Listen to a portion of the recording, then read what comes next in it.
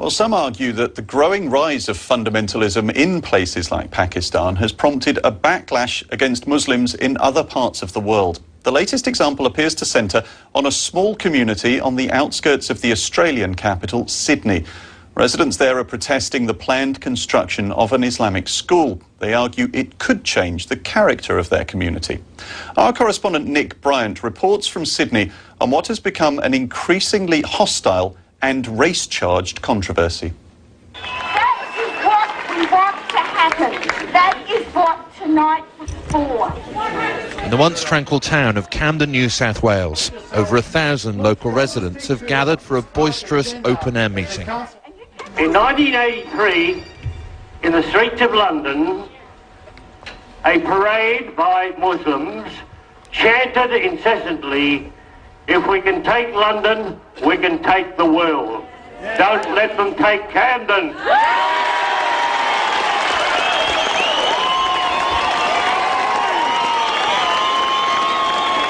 They're voicing opposition to a proposed Islamic school, and many showed little regard for the niceties of political correctness. They've got terrorists amongst them, okay? We can't say they haven't. They have. If we let them in here, they want to be here because they can go and hide in all their country little farmhouses. We're quite happy to integrate. We happily integrate with Italians, Greeks, English, Scottish. This town has every nationality. Muslims do not fit in this town. We are Aussies, okay? Founded in the mid-19th century, Camden seems the most improbable of settings for such a 21st century row. It claims to be the birthplace of the nation's wealth. The local graveyard is a resting place for pioneers of the country's sheep and dairy industries. Over 80% of its residents were born in Australia, and those that weren't mainly come from English-speaking countries, England, Scotland and New Zealand. The area harbours about 150 Muslim families. This is the real estate at the centre of the row. The land purchased by the Sydney-based Quranic Society. The plan is for a school for 1,200 pupils. And if it gets the go-ahead, it will look pretty much like any other modern-day educational institution. The design features no obvious references to Islam. It's all rural, and it will be changed to industrial for no community purpose. Andrew Wynette of a local residents group complains of the environmental impact of such a large school on such a small community, traffic congestion and the like. But there are cultural objections too. The community does not want change at a rapid level, and especially when there's no benefit to the community. But your campaign at times has been hijacked by people who've got what many would consider a more racist agenda. Yeah, there's some racists around, but the majority here want to protect the town and keep it the way it is.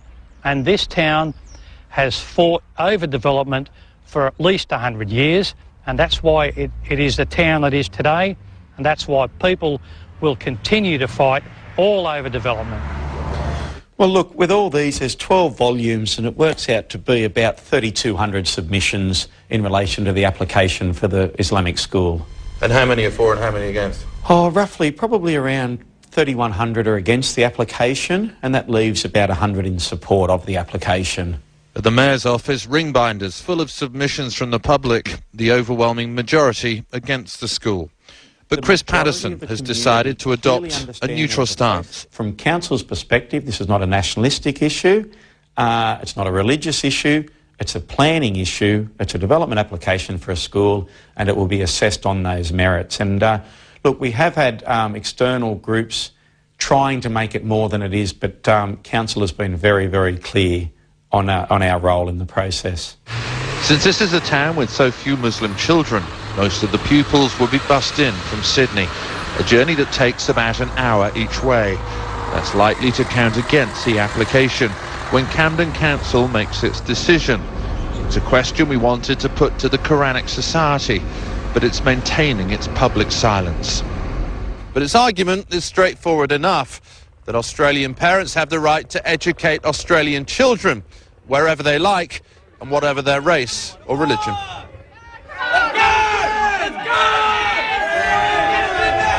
Another packed town meeting trying to block the proposed school. So far in Australia, Islam has been a largely urban phenomenon. Many members of this rural community are determined to preserve that status quo. Camden.